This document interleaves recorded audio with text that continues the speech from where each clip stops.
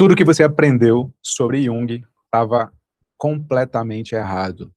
Nessa conversa que eu vou ter aqui com meu amigo Heráclito Pinheiro, que é historiador, que é profundo conhecedor da psicologia do Jung, que é escritor de livros de referência na área, nós dois vamos te esclarecer tudo que você tem de concepção errada sobre esse pensador que extrapola as fronteiras da psicologia.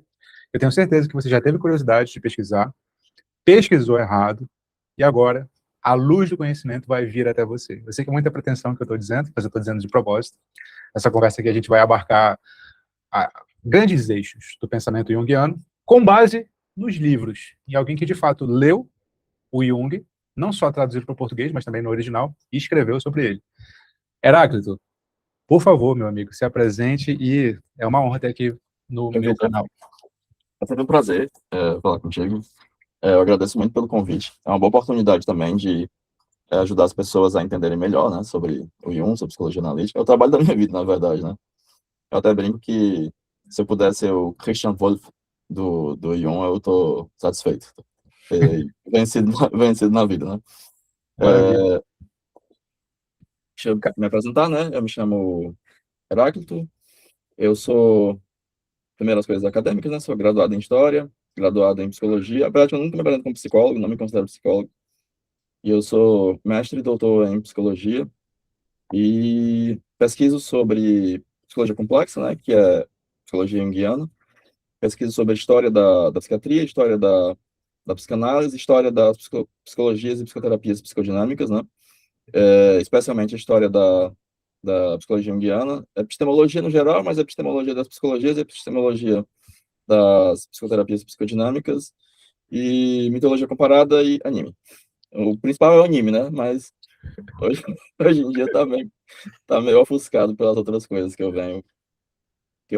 Anime é aquilo que, se você escolhesse o que você queria se dedicar, seria isso, né? Se não fosse a necessidade social. Exatamente. E, como diz a minha esposa, eu só queria estudar desenhos mágicos. Pessoal, nessa entrevista aqui, conversa que eu vou ter com o Heráclito, a gente vai dividir em 3 eixos. O primeiro é nomeado aqui a verdadeira psicologia de Jung, cujo foco é limpar o terreno das lendas junguianas e entender o que o Jung realmente propôs. No segundo eixo, eu quero perguntar coisas sobre mitologia, cultura pop, mas principalmente picaretagens modernas, como a psicologia do Jung, a psicologia complexa, a gente vai ver porque esse nome também, nos ajuda a entender tanto narrativas culturais quanto alerta sobre o mau uso do Jung. E no terceiro eixo, a gente vai para a clínica junguiana, e que o foco é tentar entender como é que a teoria se aplica ao sofrimento humano. E vamos falar um pouco do método do Jung também, que é o método dialético, tema sobre o qual o Heráclito também já escreveu o livro, inclusive. Beleza, né? São bons eixos, não são, Heráclito? Excelentes eixos. Inclusive, o termo que você usou é um termo muito importante, a lenda junguiana, porque ele é um termo que é utilizado por um autor muito importante chamado Henri Ellenberger, né, que escreveu um livro fundamental, publicado em 1878 ou foi 1879, chamado The Discovery of the Unconscious, que é a primeira vez que alguém escreveu uma história científica sobre a história das primeiras psiquiatrias e psicoterapias psicodinâmicas. Porque uma das primeiras coisas que é preciso se entender é que, historicamente, a psicoterapia ela surge muito antes da psicologia. Uhum. A psicoterapia ela não tem relação com a psicologia. É uma relação que desenvolve-se historicamente posteriormente, né? Inclusive, se a gente avançar um pouco no tempo, quando surge o behaviorismo, que com o Skinner não era uma psicoterapia, era uma psicologia da educação, uma psicologia da aprendizagem e uma psicologia da política também, imaginava questões políticas também. O Titchener, que era um dos grandes representantes da escola do Wundt, o acusava de não ser uma psicologia científica, porque nenhuma psicologia aplicada era científica, só eram científicas as psicologias experimentais, a moda alemã, né? Então isso já é uma coisa muito importante, né? Que a psicoterapia, algumas vezes era chamada de psicologia médica, porque ela surge no seio da medicina, né? E aí tem um outro grande problema quando se vai falar de história da psicoterapia, mas só voltando para a lenda, né? Daqui a pouco eu falo sobre isso, que eu acabo me desviando, entrando em assuntos paralelos. Vamos fazer esses desvios, eu acho ótimo. mas eu vou fazer o papel do monarca aqui, né? Qual é o papel do monarca? É o papel do idiota, leigo, que faz Difícil pra perguntas você. idiotas para o especialista responder. Então, não se espante. Quando eu fiz psicologia, eu já era graduado em História, mestre em Psicologia e fazia doutorado em Psicologia. Uhum, E aí, eu fui fazer uma apresentação sobre Jung na faculdade, né? E eu disse para o professor, olha, eu tenho uma grande dificuldade, né? Porque assim, estou aqui com os colegas, né? E eu vou contar uma piada para dizer a minha dificuldade, né? E um cara chegou para uma prostituta e falou assim, olha, eu quero que você finja que você é virgem. Ele falou, R$ 1.000. R$ 1.000. R$ 100 eu faço tudo que você imaginar e coisa que você nem imagina. Mas para fingir que eu sou virgem, R$ 1.000. E eu disse, eu tô nessa, né? Assim, é muito difícil eu fingir aqui que eu não estudo há muitos anos isso e tal, não sei o quê. exatamente. E, cara, tem o Pois lance é. da maldição do conhecimento também, né? Porque, sabe o efeito Dunning-Kruger, né? Tão conhecido na internet. Quanto menos você sabe de um assunto, mais você se julga especialista. Quanto mais você sabe, menos você se julga especialista. E aí você sabe dos problemas que é falar uma informação, digamos Uhum. assim, didática, mas quando você fica na formulação mais curta, você sabe que você tem que... Das notas de rodapé que você deixou de falar, né? Do Pois é. conhecimento que você deixou de dar. Eu adoro E nota de rodapé.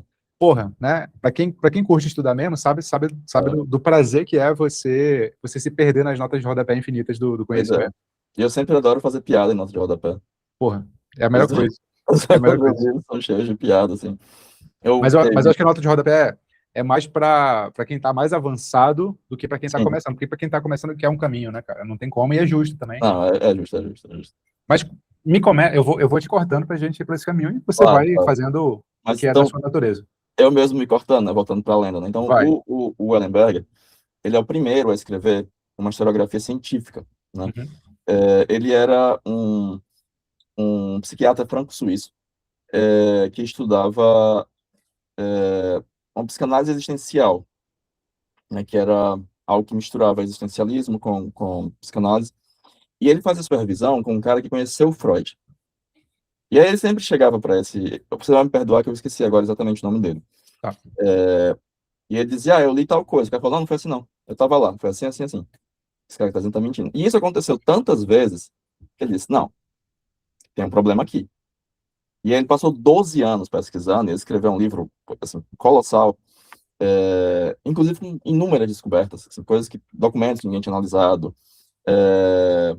Por exemplo, ninguém sabia até o Ellenberger que a pessoa que aparecia na tese doutoral do Jung, que ele analisava, era a prima dele. Hum. E é o Ellenberger que descobre isso, né?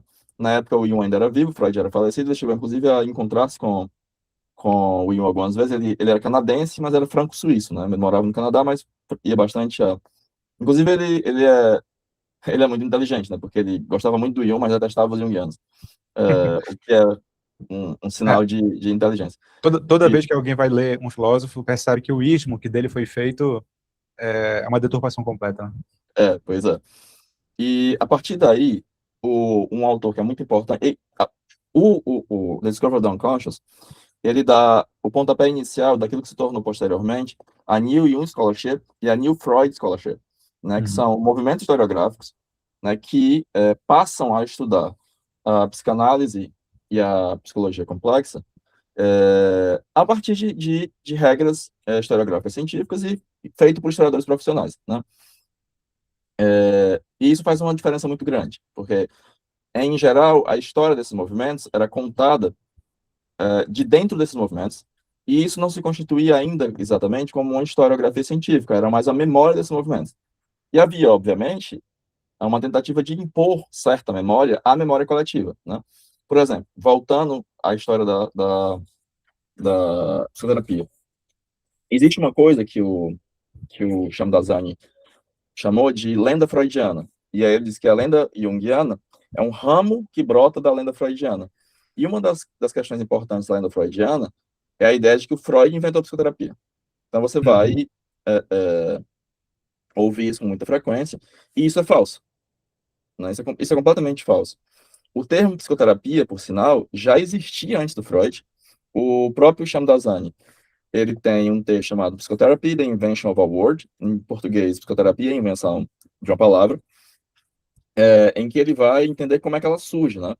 E, curiosamente, como o próprio Ellenberg havia apontado, né, ela surge relacionada à hipnose e a uma leitura que se fez da comissão científica que foi feita para desmascarar, ou pelo menos para descobrir se havia uma base científica para aquilo que o Mesmer, ou Mesmer, como se fala em português, né, falava do mesmerismo, né?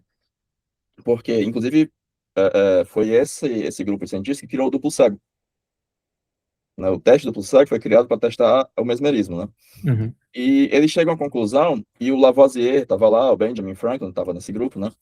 Eles chegam à conclusão de que a hipnose funciona, mas que a história do Mesmer, de que era um fluido magnético, não sei o que, é falsa, porque eles deram os bastões lá para o cara que fazia o experimento, né, hipnotizar, usar o mesmerismo, que não eram magnéticos, e nem o cara, nem o paciente sabia, e deu certo. Então, a explicação era absurda, não era científica, mas funcionava, e eles alegavam que funcionava por conta da fantasia. Aí, a partir daí, um cara nos Estados Unidos, bem depois, já no final do século XIX, vai pensar que pode se criar toda uma nova ciência da aplicação da fantasia, que era a psycho-therapy.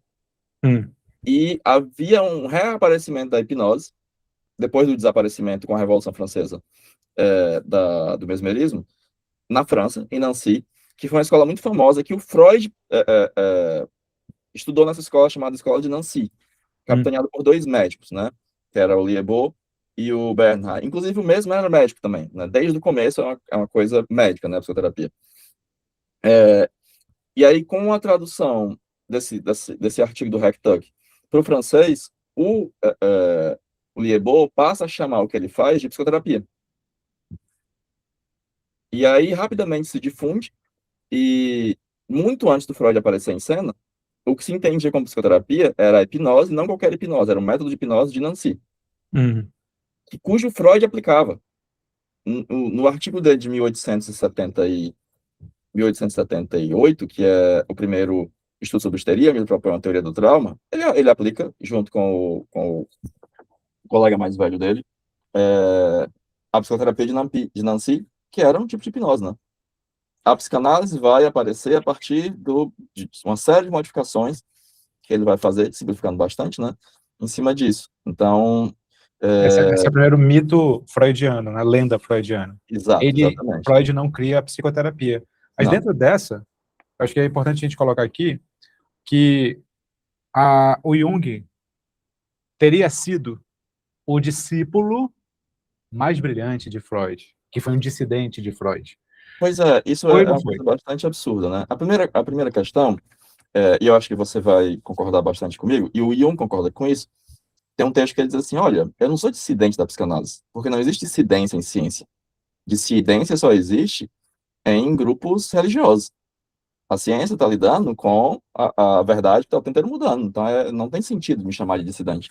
Eu estou escrevendo um livro agora sobre a relação entre William James e o Jung. Né? O William James é o pai da filosofia norte-americana e o pai da psicologia norte-americana. Né? Uma figura importantíssima. Né? E os estudos sobre o Jung e o William James encontram uma grande barreira, que é uma leitura freudocêntrica da obra do Jung. O que é que significa? As pessoas acharem que está tudo explicado, entendendo que a relação entre Freud e Jung explica o Jung. E isso é completamente tapafúrdio. Né? Isso levou a que as pessoas não estudassem outros autores. Por exemplo, um texto fundamental de um autor falecido há algum tempo, chamado Dr. Eugene Taylor, sobre o James e o Jung, ele simplesmente lista 5 momentos da obra do Jung, em que o Jung diz assim, James me influenciou nisso. Só isso. Ninguém nunca tinha feito isso. Para você ver como o negócio é periclitante, né? E nos círculos junguianos ainda há essa crença de que o Freud é a origem e ainda explica, né? Nesse livro, inclusive, cito o Mark Bloch quando ele fala do ídolo das origens, né? Que é um ídolo abandonado pelos historiadores, porque a origem é confundida com causa, né? E pior, uma causa que explica. E isso não é suficiente. Mesmo que Freud fosse a origem, ele não seria suficiente para explicar o Jung, porque eu teria que entender também o contexto suíço, o contexto político, o contexto intelectual, né? Eu precisaria situar o Jung historicamente no contexto do pensamento europeu, e há diferenças gigantescas, né, entre o Freud e o Jung, e principalmente porque o que faz os dois se aproximarem é menos teórico e mais pessoal, e o que faz os dois se afastarem é muito menos teórico e mais pessoal. Então, eu elenco vários autores que vão dizer a mesma coisa, né? Até autores como o Peter Gay, que ele tem, assim, uma ojeriza declarada do Jung. Mas declarada, assim, ele não esconde de ninguém. E ele, mesmo quando o Freud erra feio, ele ainda dá um jeito de elogiar o Freud, né? E ele aponta com muita clareza que... Oi, Chuchu. Obrigado. Ele aponta com muita clareza que as coisas que o Jung disse em 13 que levaram ao rompimento dos dois, ele dizia desde 1902. Ele nunca concordou com o exclusivismo da sexualidade. Ele apontava que o inconsciente do Freud não levava em consideração os aspectos subliminares descobertos pelo Fournois, que era uma figura importantíssima para a formação intelectual e pessoal do Jung, e uma série de outras questões que o Freud fazia vista grossa, porque o Freud via no Jung alguém que tinha um interesse pela psicanálise, não era judeu, e o Freud temia, né, que a psicanálise virasse algo entendido como estritamente judaico, o que levaria ao fracasso da psicanálise, né?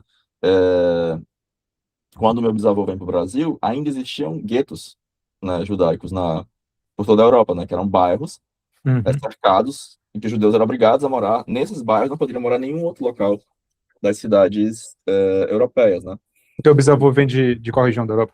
Vem da Itália. Vem da Itália. Né, ele se chamava Limonge, quando ele vem para cá ele muda de nome e arrumou outro nome inventado, chamado Aragão. Da região do sul ali da Itália ou do norte? Eu não sei, o meu avô é que sabia dessa. Inclusive, há uma família sefardita dessa mesma época, em São Paulo, que ainda mantém o nome Limonge. Eu namorei uma menina que os conhecia, porque também era judia. O teu Aragão não tem nada a ver com o do comediante famoso? Tem sim. A gente tem um parentesco. Tem um distante, mas tem. Curioso. Não sabia desse detalhe da tua biografia. Pois é. Inclusive, tem aquele cantor de samba, né, o Jorge Aragão. Também? Também. O meu avô falou que o meu avô tem muitos parentes no Rio, só que eu nunca fui conhecer nenhum deles. E ele disse, ele é filho adotivo da fulana, que é primo da cicrana, que é minha prima, não sei o quê, conheci ele quando era criança. Mas eu acabei nunca indo atrás dessa árvore genealógica. Inclusive, eu pareço pouco com os Aragão, né? Pois é. São pessoas ruivas ou loiras, de olhos azuis. Eles não parecem safarditas, parecem mais askenazes, né? O que é triste. Mas, voltando. Mas Heráclito, a influência do Jung tem a sua influência freudiana, obviamente, não é decisiva, mas eu escuto você falar muito das influências filosóficas dele, o James é a principal, mas eu escuto você falar muito também do Kant e do Pierre Janet. Explica pra gente o que o Jung traz de cada um desses três. O que é importante desses três para o Jung ser o Jung? Um dos autores que eu li recentemente, que é um autor que publicou em 1982, em uma revista que, curiosamente, o Ellenberger ainda era vivo e fazia parte do corpo editorial, chamado Hawley, né, que é um cara que o chama Dasein redescobre. Ele vai estudar justamente a influência do dissociacionismo francês, cujo principal representante era Pierre Janet, na obra do Jung, né? E é importantíssimo notar que o dissociacionismo francês foi um dos maiores adversários da psicanálise no começo. Né? Especialmente porque Janet é esquecido hoje, mas o Janet era um gênio. Janet era um gênio. Janet era um gênio. E o Ellenberger, no The Discovery of the Unconscious, ele fala uma coisa que não é um ataque ao Freud, é um fato. O Janet tem precedência em quase todas as descobertas do Freud. Né? Curioso. Sim. Só que o Freud aprendeu com o fracasso do dissociacionismo francês. Então vai ser fácil para você entender, porque você leu David Hume, leu os associacionistas, né? Especialmente os da ilha, né? Que vão pensar na questão da associação quase como uma coisa mecânica, né, atrações de força e tal. O dissociacionismo francês, ele vai abandonar a perspectiva causal, ou pelo menos relativizá-la bastante do associacionismo, e eles vão entender que a associação, mas também a capacidade da psique se dissociar, obedece a fatores teleológicos. E eles obedecem, e há uma questão relacionada ao significado, né? Isso é extremamente importante, porque a primeira grande teoria contemporânea, para não usar o termo moderno, para não confundir com coisa filosófica, sobre a patologia, isso é fundamental, provavelmente psíquica, foi a do Liebau e o Bernheim, da escola de Nancy, que era a teoria de que explicava as coisas pela sugestão. Só que sugestão, para eles, era um negócio extremamente vasto, né? Ele mesmo definia a sugestão como qualquer coisa que permitia que uma ideia se estabelecesse na mente. Então, isso seria sugestão.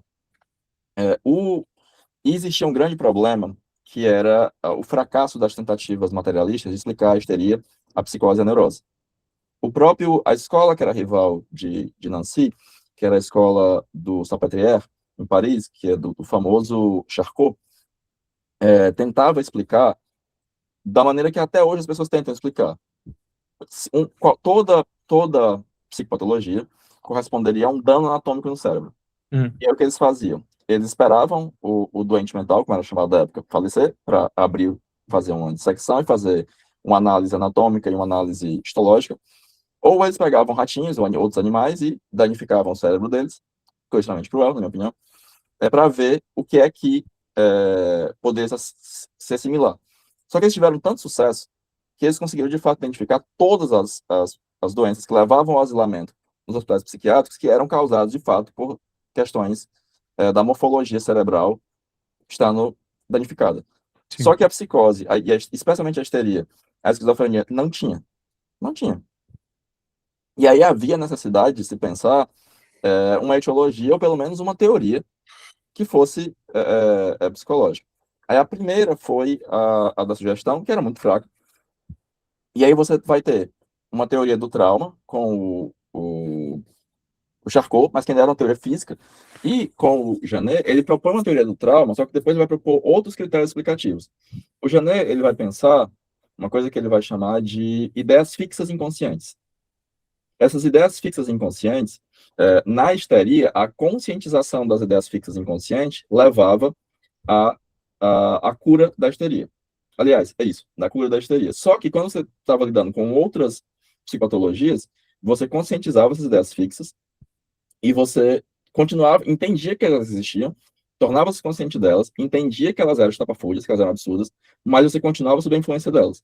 E aí ele muda o foco para entender que havia uma espécie de exaustão psíquica que levava à patologia, que é algo que se mantém na psicologia complexa, com o mesmo nome, inclusive, que é o abasamento do nível mental, o abaixamento do nível mental, que o Jung sempre remete ao Janet. E o modelo do Jung é um modelo dissociacionista, de entender que a psique, isso é natural da psique, não é uma coisa patológica, ela é capaz de se dissociar. Inclusive, isso possui efeitos adaptativos, por fato da gente conseguir da psique ser capaz de se dissociar e ela não ser uma unidade monolítica e haver nessas ideias fixas não só uma direção específica, mas também um significado fundamental dessas ideias fixas que era muito importante. O que acontece? A hipnose, ela leva ao aparecimento do espiritismo na Europa. Por quê? A hipnose precede o espiritismo, né? Ela precede o espiritismo, e com a hipnose aparecem as escritas automáticas, aparecem as sessões, porque o principal objeto de estudo do dissociacionismo francês era o sonambulismo. E os fenômenos espíritas eram considerados forma de sonambulismo. Só que a associação do dissociacionismo francês com o espiritismo e com a hipnose leva a um enorme descrédito. Tanto é que o dissociacionismo francês nunca foi contestado, ele só saiu de moda. E aí é fundamental entender... E aí só passou a pegar mal, defender, tipo isso. Isso. Né? Assim como a hipnose, tal hora pegava muito mal você dizer que praticava hipnose, né? Tem um determinado momento em que descobre-se o mecanismo do arco reflexo. E aí, às vezes, certas coisas parecem que existiram sempre, né? Elas Qual que são... é o mecanismo do arco reflexo? É um mecanismo que você consegue explicar um determinado acontecimento por um estímulo, e aí você tem esse estímulo, um estímulo externo, você tem um lado do arco que é sensitivo e o outro que é motor. E aí a coisa se mexe. Uhum. E aí descobriu-se que isso existia e que era a unidade mínima do sistema. É como no testezinho que você bate o martelinho, sempre tem desenho animado, Ah, sim, sim. né? Tenho certeza que essa imagem está presente em todo mundo que vai assistir Não, a gente. claro. Aí você tem o martelinho, ele bate, aí sem que sua mente você não precisa pensar, há um estímulo no lado que é sensível, sensitivo, e que ele vai levar a uma ação automática, ou seja, reflexa. É por isso Sim. que é um arco, né? Do lado motor. E isso leva a uma grande reformulação da psicologia, que puxa a coisa para o lado biológico, né? Cada vez mais para o lado biológico, inclusive com o reaparecimento da ideia do autômato proposta por Descartes. Mas Sim. Descartes propunha a ideia do autômato apenas para animais. E aí passaram a propor para os seres humanos também. É verdade. É verdade. Né? Descartes se restringia a animais. Mas aí os psiquiatras, foda-se, todo mundo é assim. Aí o Freud, é por isso que o Freud dizia para o Jung que a sexualidade tinha que ser defendida contra o lodo negro do ocultismo. Porque o ocultismo tinha destruído o dissociacionismo francês. E quando ele vai falar em sexualidade, sexualidade é um instinto biológico. Uhum. E aí ele associa a sexualidade, e de uma maneira não muito clara, o arco reflexo, e isso dá uma base biológica material para muitas aspas, né, para a psicologia dele, para a psicanálise dele, e isso garantia que ela tinha um caráter de cientificidade. Além disso, o dissociacionismo francês havia abandonado, relativizado a causalidade, e ele retorna a uma causalidade restrita, que era a maneira de pensar das Naturwissenschaften, né, das ciências da natureza. E aí isso também garante cientificidade a ele. E ele queria ter sucesso, ele queria ter posteridade, ele queria ele entendia politicamente o movimento psicanalítico. E é por isso que a sexualidade tinha que ser defendida como um dogma contra o lodo negro do ocultismo. E o Jung, pelo contrário, ele tinha o mesmo interesse que os franceses tinham pelos estados sonambúlicos, pelos fenômenos parapsicológicos, etc, etc. E achava estranho o Freud não ter interesse nisso e ter essa posição tão anticientífica, né? Então, o Genet, ele vai entrar em vários aspectos aí, e mais, o Genet fazia parte daquilo que o Eugene Taylor chamava do axis americano, britânico, franco-suíço, que havia, até mais ou menos a década de 20, um estudo já muito avançado e anterior ao Freud, de um inconsciente subliminal, que era levado a cabo em Boston pelo William James e por pessoas ligadas ao William James, ao Morton Prince em Boston. Eu me esqueci o nome, era um espiritualista inglês que ele propunha que deveria existir uma investigação científica da possibilidade de vida após a morte e dos fenômenos espíritos, fenômenos paranormais. Foi profundissimamente influente. O James o admirava muito, o Fornois o admirava muito, e aí fazia parte desse grupo na Suíça, o Fornois, e na França, o Genet. Então, esses autores, eles já influenciam profundamente o Jung. E aí o Eugene Taylor vai dizer a seguinte coisa: o Jung não é um descendente do Freud. Na verdade, ele é o descendente, o grande continuador da hipótese simbólica, que vem desses autores, né? Quando o Jung vai ao Freud, ele já era o segundo em comando do maior e mais famoso hospital psiquiátrico da Europa, que era o Burgotli. Nossa, eu aprendi um dia desse como é que pronuncia certinho em alemão, que eu sempre esqueço. Uma desgraça, mas depois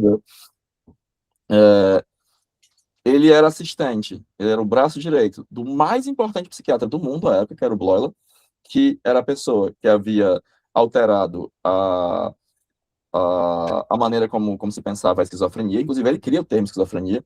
O Bloiler também cria o termo autismo para designar os estágios finais da esquizofrenia que levavam ao isolamento epistemológico cognitivo, né? Sim. Então, o termo autismo surge para descrever fenômenos que aparecem na esquizofrenia. E ele já era muito famoso pelo teste de associação de palavras, que é um teste... o de associação de palavras que retrata, inclusive, no filme que fizeram sobre ele. Isso, exatamente. Que era um teste criado pelo Galton, que era o primo do Darwin, que foi levado para a escola do Wundt, que era em Leipzig, que é o primeiro doutorado em psicologia do mundo. E um dos colegas do Jung, o Franz Ricklin Sr., estuda com o Wundt e leva o teste, e o Jung, ele reformula todo o teste. Só que, como ele, em 1902, se associa ao Freud, as pessoas passam a chamar do teste Freud e Jung. Porque o Jung vai dizer, olha, isso aqui, esses experimentos que eu fiz, eles demonstram que uma boa parte das coisas que o Freud está falando sobre um psiquismo inconsciente, ele está certo. Ele não tá, mas também demonstra que ele está errado quanto à exclusividade o exclusivismo sexual, porque o teste demonstra que há outros elementos, vários outros fatores que aparecem. E aí é muito importante entre o pragmatismo do James e a psicologia do James, expressa no Principle, né, que é um livro absolutamente genial. Absolutamente genial. É extremamente difícil de ser lido, porque também ele é muito grande, né, cara? Ele tem muitas coisas dentro dele também. 1.298 páginas, são 2 volumes que levou 12 anos para ser escrito. Pois é, e imagina ler isso. Assim, acho que é inviável para qualquer estudante médio ler isso do início ao fim. Você está relendo ele do início ao fim? Eu estou relendo do início ao fim. Porra, você deve ser um dos 12 do mundo que conseguiram fazer isso. Mas as pessoas, de fato, não leem. Porque, inclusive, a acusação de assistematicidade do James, no Principles, é uma dificuldade que as pessoas têm de ler do começo ao fim. Né? Porque não é sistemático. Isso é uma crítica... Mas tem o Jimmy, né? Que é uma versão de 400 páginas, resumida. Né? Que é uma versão abridged que a editora lançou, porque foi um sucesso instantâneo. Foi o primeiro livro do James, e o primeiro livro dele já foi uma obra-prima, né? É o mais importante livro de psicologia geral já publicado ever, né? E aí o pluralismo do James, que também era um cara que já se opunha ao positivismo e ao materialismo, que inclusive chamava os caras de dogmáticos e os chamava também de imperialistas culturais. E hoje em dia isso é muito reconhecido. Ele foi o primeiro cara a dizer que esses caras estavam errados. Não. Tem uma coisa do James que, inclusive, quando eu vou ensinar o James lá no Dédalus, eu pego os textos de juventude dele também, né? E as análises que ele faz sempre são levando para tipos psicológicos, embora o termo não seja esse, né? Sim, ele ainda fala em temperamentos. Temperamentos, exatamente. Ou seja, ele vai analisar as teorias recorrendo não à consistência interna das teorias, necessariamente, ou a correspondência à verdade factual que elas têm, mas ele vai analisar as teorias, os termos, os conceitos, por meio de quem as defende, quem as formula, que tipo de pessoa, de personalidade ou de temperamento as formula, né? Que está presente também no Nietzsche, o mesmo procedimento, a genealogia da moral. Sim. Eu não sei se eles se leram, se o Nietzsche...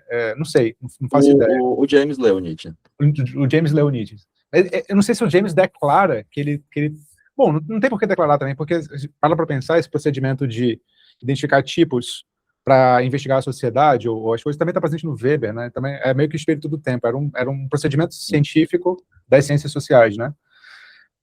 Isso também influencia o Jung, certamente, ou não? Sim, inclusive o próprio Jung declara que a primeira formulação dele de tipo psicológico vem do James. Vem do James, pronto.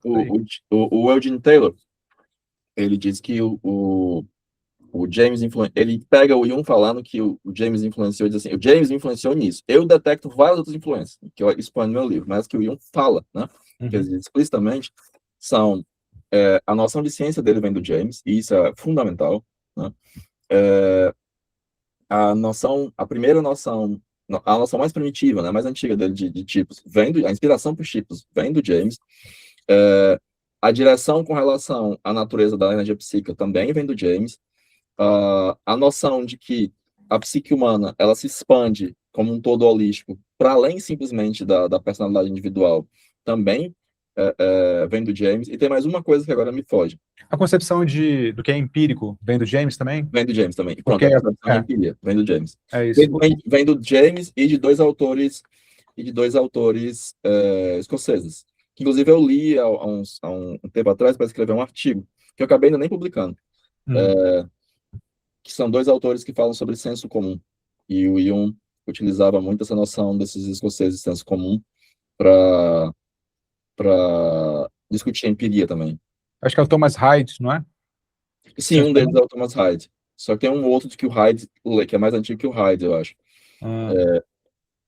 Bom, Que... essa noção do que é empírico vale esclarecer para o pessoal que está vendo a gente, né? A noção de que o empírico é dado não só para aquilo que a gente vê pelos cinco sentidos, ou capta, melhor dizendo, pelos cinco sentidos, para não privilegiar a visão, né? Capta diretamente. Quando a gente pensa assim, porra, é empírico, então eu posso ver e tocar, né? Mas o que é empírico, no James, é aquilo cujas consequências você consegue empiricamente constatar. Se tem consequências empíricas, então é empírico. Exato. Mas onde se localiza? Não sei, mas é empírico porque tem consequências empíricas. Tanto é que o Jung vai definir real como tudo aquilo que age, tudo aquilo que atua. É isso. Ou seja, pelas consequências, né? Exatamente. Que é uma das grandes regras metodológicas do pragmatismo. E o Jung era um pragmático. Exato. Isso, para mim, é completamente fora de dúvida. E, cara, ó... A ideia de arquétipos dele também é profundamente influenciada pelo Varieties of the Religious Experience, do James, As Variedades da Experiência Religiosa, que é uma palestra que ele ministra na Escócia, e que é a primeira vez que ele usa o método pragmático para investigar um tema psicológico, ou científico, digamos assim, que é a religião. E não sei se eu peguei esse insight de ti, eu já não me lembro mais, mas a gente vai esclarecer aqui. O Kant também é um pragmático avant la lettre, né, antes da palavra ser inventada. Totalmente. Porque o transcendentalismo kantiano é uma investigação pragmática. Ou seja, eu parto do fenômeno que eu observo, e aí, a partir daí, eu tento estabelecer quais são as palavras-chave do Kant em língua portuguesa, né? As condições de possibilidade disso que eu observo acontecer do modo como acontece. Sim. E aí, esse é o transcendental, que se diferencia do transcendente em filosofia, porque o transcendente é o que vai além do físico, e o transcendental não diz respeito a um critério ontológico, né? Além do físico. Mas é epistemológico. Mas é epistemológico, ou até lógico, né? Condição de possibilidade lógica da coisa. Então, esse tipo de investigação cara, é meio que impossível de fazer um cientista formado numa universidade atual entender, né? Como é que eu investigo... Nossa, mas tem um artigo fenomenal de um professor chamado Coelho, da Universidade de Minas Gerais, em que ele dá uma explicação brilhante sobre isso, né? Que ele fala como existe uma ingenuidade metafísica da parte dos psiquiatras e psicólogos, né? Que vão estudar. Ele, em resumo, ele vai explicar a seguinte coisa: olha, as pessoas confundem materialismo metodológico com materialismo ontológico. Eles acham que é a mesma coisa. E eles saem do campo científico sem nem perceberem que saíram do campo científico. Porque quando você começa a dizer que a matéria, né, é a base da realidade, isso não é uma afirmação... e aí, se você lê o Kant, né, isso não é uma afirmação científica, isso é uma afirmação metafísica, uma afirmação ontológica, né, e que é impossível de ser provada empiricamente. Logo, está fora do escopo da ciência. E há uma grande dificuldade dos psiquiatras, dos psicólogos entenderem que estão fazendo um discurso metafísico. Inclusive, ele utiliza uma forma interessante de explicar isso, que ele diz, olha, se alguém diz que o cérebro cria Deus, se ele não diz como, ele não está dizendo nada. Ele não está dizendo nada. E é muito interessante como o Jung chama isso de metafísica da matéria. Saiu recentemente agora, e é brilhante, os protocolos originais do Memórias e Reflexões. Memórias e Reflexões é uma falsificação histórica, né? Não, mas peraí. Me diz primeiro qual que é o artigo do professor de Minas Gerais, o Coelho. Tu lembra do nome dele inteiro? Aí eu pesquiso aqui. How Metaphysical Ignorance Shaped the... Começa assim, How Metaphysical Ignorance Shaped... Tá, beleza, eu vou pesquisar aqui e já trago. E ele... O que eu estava falando mesmo? Pera. Do materialismo... Sim. Saiu recentemente os protocolos originais do Memórias e Reflexões, que foram as entrevistas que o Jung deu para a IAFE, sem cortes, né? Sim. Do jeito que ele realmente falou. E logo no começo ele fala do pai dele, né? E ele diz uma coisa muito interessante. Ele citou Kant, acho que 90 vezes nessa entrevista. Porque ele leu Kant ainda adolescente. Nas palestras da Zofingia, que ele ministrou entre 21 e 23 anos, umas 2 delas são dedicadas ao Kant, né? E ele diz uma coisa muito interessante, diz, o meu pai, ele trabalhava como capelão de um hospital psiquiátrico, e ele se contaminou com o materialismo dos médicos e perdeu a fé. Só que eu já lia Kant, eu sabia que esse materialismo era um lixo, era uma bobagem, era só metafísica, e era uma peça metafísica, não era uma discussão científica. Mas eu não conseguia expressar isso para meu pai. E ele nunca mais conseguiu recuperar a fé, e aquilo para mim era muito doloroso, porque eu sabia que era bobagem. E em dado momento ele diz assim, eu não conseguia conversar com o Freud, ele não entendia nada de Kant. Então eu não conseguia conversar com ele. Cara, isso é impressionante. O Freud, então, já é pego. Hoje ele é acusado de ser anticientífico, né? Ou a teoria freudiana, mas ele já é pego por esse cientificismo materialista, né? Sim. O Mas o Freud já está pior inserido. é que o Freud estaria batendo palma para essa galera de hoje, que É, acusa ele de anticientífico. Porque ele era um materialista, sim. né? Eu, Inclusive eu, melhor do que essa galera. eu fico pensando, na, muito se fala de letramento científico e tal, que é muito importante mesmo, assim, a gente viu isso mais do que nunca na época da pandemia. Nossa. Mas letramento filosófico também é muito importante, né, para cientistas, porque eles são incapazes de pensar metafísica para além do espantalho que se faz para a metafísica, né? Eles entendem metafísica como o Nietzsche entendia metafísica, como além da física. A metafísica não é além da física necessariamente, Não, né? é discussão Metafísica é uma sobre a das realidade acepções. última. Né? É isso, discussão sobre a realidade última. E discussões sobre a realidade última não podem ser feitas sob a premissa materialista, porque é como se você estivesse andando em círculos, né? Você está Exatamente. pressupondo aquilo que você está tentando provar. Exato. Quando eu dei aula de idealismo alemão, uma das maiores dificuldades da galera era entender a premissa do idealismo. Primeiro era entender idealismo além da acepção As romântica, né? pessoas estão tão presas à matéria que qualquer concepção que vai dizer o oposto, as pessoas ficam assim, não, mas espera aí. Não, mas Pois espera é. aí. O que esse cara está dizendo? Não, não, não. Como assim? Como assim? Como assim? E o argumento do idealismo na minha leitura, é profundamente pragmático também. O argumento do Fichte, que é quem inicia lá depois do Kant, né? O argumento é pragmático no seguinte sentido: precisamos explicar a liberdade humana. Precisamos explicar a liberdade humana. Partimos da onde? Como é que o mundo, que fundamentos do mundo explicariam o fato, ele assume como fato, de sermos livres? Ora, partamos da primeira hipótese: o mundo é material. Ora, mas se o mundo for material, age sobre ele um nexo de estrita causalidade. Exatamente, não somos Bom, livres. exatamente. Logo, não somos livres. Para que nós expliquemos o fato da liberdade, nós precisamos partir da premissa de que o mundo é não material.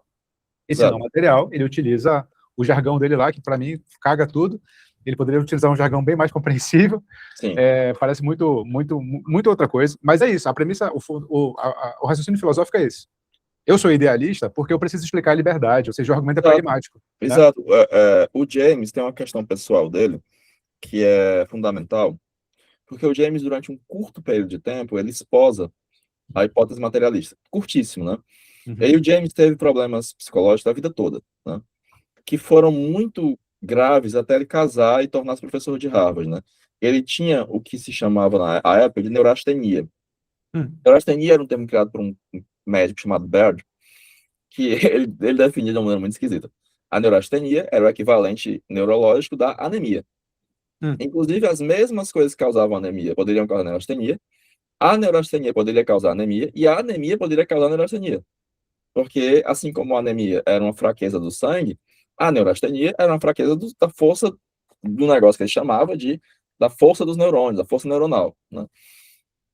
Aí o James, ele começa a ler um neocantiano francês, ele já bastante adoentado por isso, né? Um neocantiano francês chamado, nossa, me fugiu agora. E aí ele se convence, a partir desse neocantiano francês, da liberdade humana. Não, somos livres, a liberdade existe. E ele diz, só que, se o meu problema, de fato, é um problema do meu cérebro, a minha atitude, a minha personalidade, a minha vontade, não tem nenhuma influência sobre isso. Mas, se for um problema da minha psique, e a minha psique for não se resumir ao cérebro, mas ela for uma coisa que tem uma relação, mas que não é determinada nem sobredeterminada, aquilo que eu penso, aquilo que eu faço, a minha liberdade importa e vai me permitir escapar disso. E ele, de fato, escapa das garras da neurastenia com essa ideia. E passa a combater de maneira muito inteligente e constante essa ideia materialista, de entender que a psique, inclusive os autores que falavam da teoria do autômato, eles diziam que a psique, a mente, né, o corpo era como se fosse uma locomotiva, e a locomotiva, ela faz barulhinho, né? Pss, pss, do vapor saindo, pronto, isso aí era psique, era a mente. A mente não tinha nenhum poder, não era nada, era só um símbolo de que algo material estava acontecendo. E um outro, que tinha um estilo, assim, porque você fica lendo o James era um poeta, o James era um literato, assim, ele escreve de um jeito que você fica babando, assim, até hoje, né, isso é fruto de muitas críticas, é, muita gente critica por isso, mas é o que mantém uma boa parte do interesse dele, é o fato de que ele escreve de uma maneira lindamente literária, texto Sim. científico, né? Fazia parte de outra educação, né, cara, também. Ah, totalmente. É, e esse cara tem um estilo muito horroroso, né? E aí ele usa a seguinte alegoria. Ó, ele primeiro diz assim, dizer que existe uma relação causal e que no meio dessa relação causal física tem uma mente, isso não é nem certo nem errado, isso é nonsense. Uhum. Isso é só uma bobagem. Aí ele usa a seguinte alegoria. Imagina que tem um trem, uma locomotiva, e tem 4 vagões presos por acopladores de ferro. Dizer que a mente tem uma relação causal com a cor do corpo é dizer que os vagões estão presos pela amizade entre o foguista e o cobrador. Uhum. É isso. E Boa analogia. é isso que eles acreditavam que é a mente. O que é, assim, para qualquer filósofo ou qualquer pessoa com mais de 2 neurônios, é uma ideia total e completamente tapafúrdia. Sim. Porque desumaniza as pessoas, porque objetifica as pessoas, porque, é, olha, para a eugenia e para o nazismo é meio passo, o materialismo desse grau, né? É. Ó, só para registrar, eu achei o artigo, o nome do professor é Humberto Schubert Isso, Coelho. foi isso. O nome do artigo, traduzido, tradução livre, é Como a Ignorância Metafísica Influencia a Discussão sobre a Natureza da Mente. Isso, perfeito, é isso mesmo. Eu acabei How de... metaphysical ignorance shaped the discussion of the nature of the mind, né? Eu fiquei, cara, eu fiquei interessado em chamar esse cara para conversar. Ele tem um livro chamado Pensamento Crítico, História e Método, tá de graça, publicado pela Federal de Juiz de Fora. Tá aqui o PDF na minha frente. Ele tem um livro sobre idealismo alemão, a negatividade da natureza, do idealismo de Fichte, no embate com Schelling. Cara, o cara deve ser muito foda. Esse texto dele é sensacional. Inclusive, eu cito nesse meu livro, que eu estou escrevendo agora sobre o James, né? Obrigado por me apresentar esse cara. Muito bom. Pô, o cara, esse artigo é sensacional. Sensacional mesmo, assim, brilhante mesmo. Brilhante e necessário, assim, porque Eu vou atrás desse cara. Vamos ver se eu consigo. Deus, Baruch Hashem. Ó, agora eu quero esclarecer pra galera por que psicologia junguiana não é o melhor termo e por que psicologia moderna, ou psicologia complexa Ele também chamava de psicologia ou moderna, psicologia analítica. crítica. Me explica esses nomes. Analítica, complexa e o porquê de cada um deles. Tá. Psicologia analítica foi um lapso, digamos assim. Quando há separação... Existiam, na realidade, isso é muito pouco falado, 2 escolas psicanalíticas, né? Porque quando o Jung já tinha lido o Freud, mas desgostou do Freud, só que o Bloila pede que ele vá ler a interpretação dos sonhos e que tente aplicar o método freudiano no hospital, porque eles usavam vários métodos, né? E aí o Jung passa a se interessar, começa a se corresponder com o Freud, e com a adesão do Jung, muitos psiquiatras suíços ligados ao hospital psiquiátrico se juntam ao movimento psicanalítico. E o movimento de Viena era um movimento bem mais informal. E o Freud não era psiquiatra. Freud era neurologista. Inclusive, Freud tinha muito medo de falar diante de psiquiatras e de ser repudiado. Ah, é porque o Freud era covarde? Não. É por uma característica que, por exemplo, acabou com a carreira do Nietzsche. Na Europa, por essa época,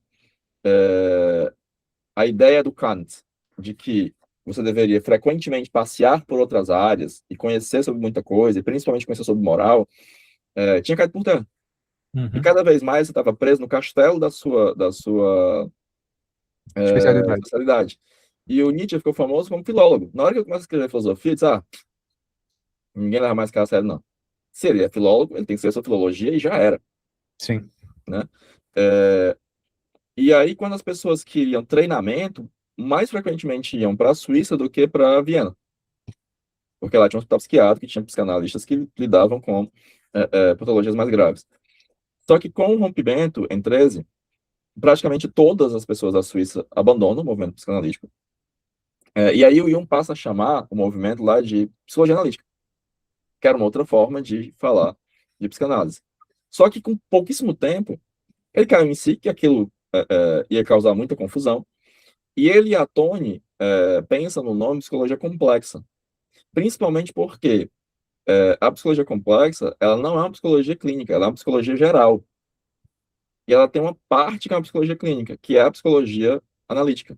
A psicologia analítica é a seção clínica, a seção que vai pensar a patologia, a psicopatologia, etc., etc., de uma grande psicologia geral, que inclusive vai pensar a psicologia da consciência, a psicologia normal, a psicologia extra-normal, que é a psicologia complexa. Ele também chamava a psicologia dele de psicologia moderna, tanto é que ele ministra uma série de seminários chamada História da Psicologia Moderna, não é a história da psicologia dele, e ele também chamava de psicologia crítica, em referência à noção de crítica kantiana. Né? Que foda, não sabia disso não. Uhum. Outro dia eu tava conversando com a Jéssica Petit. Eu vi que foi muito bom o papo. Você viu lá? Ela te referenciou lá na conversa. A gente te referenciou, né? E ela falou que ela entende que o Jung também é um sociólogo. Ele fala não só da psicologia individual, mas ele fala da sociedade, de comportamentos, de tendências sociais. Você concorda com essa afirmação? Plenamente, plenamente. O Jung, ele teve uma... Assim, ele tinha uma envergadura intelectual monumental, né? O que me deixa muito enfurecido de pessoas tão pusilânimes como são os junguianos de hoje, né? Ou o conceito que eu uso, que são bocós, né? Tentarem desconstruí-lo, que são gente que não sabe nem o que significa envergadura. Avalie tem envergadura intelectual, né? Porque o Jung, enquanto o Freud, né, lia autores muito ultrapassados para a época dele, como o Sir James Taylor, para pensar em antropologia e tal, o Jung tinha um diálogo com Mauss, com Lev Proul. Ele não cita, por algum motivo, eu li, eu não me recordo agora qual foi o autor, que ele e Durkheim não se gostavam, não se citavam, né? Mas ele tinha uma relação intelectual, digamos assim, com a escola sociológica francesa, né? Ele tem um profundo interesse por antropologia, né? E isso o leva, né, a utilizar uma série de importar para a sua psicologia uma série de conceitos sociológicos e antropológicos, como, por exemplo, a ideia de participação mystique, a ideia de representações coletivas, a ideia de consciência coletiva, que é uma ideia durkheimiana, né? A pessoa, consciência coletiva é uma coisa mágica. Não, cara, é uma coisa sociológica, né? Tá falando... Quem não parte dessa premissa, desse termo, não entende sociologia, né, cara? Não, pois é. Então, e ele tem inúmeros textos que são dedicados, né, a questões que são questões sociais, né, presente e futuro, por exemplo, que vai falar da massificação e do papel da religião, do que respeita à massificação, onde ele mete o pau no liberalismo americano e mete o pau no comunismo. Eu não gostava de ninguém. Era uma pessoa complicada. Mas, assim, as críticas que ele tece ao comunismo são vagas. As críticas que ele tece ao liberalismo americano são muito detalhadas. Isso aqui não presta, isso aqui não presta. É muito engraçado.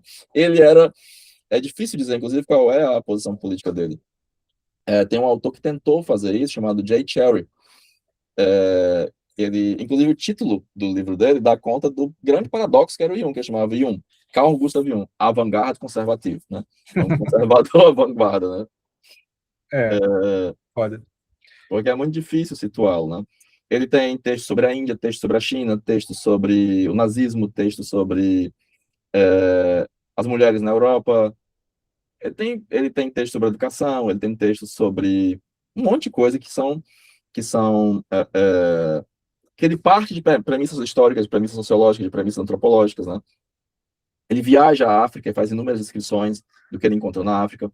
Ele tem um texto que é o problema do homem arcaico, que ele usa a retórica que você me aconselhou a falar no começo, né?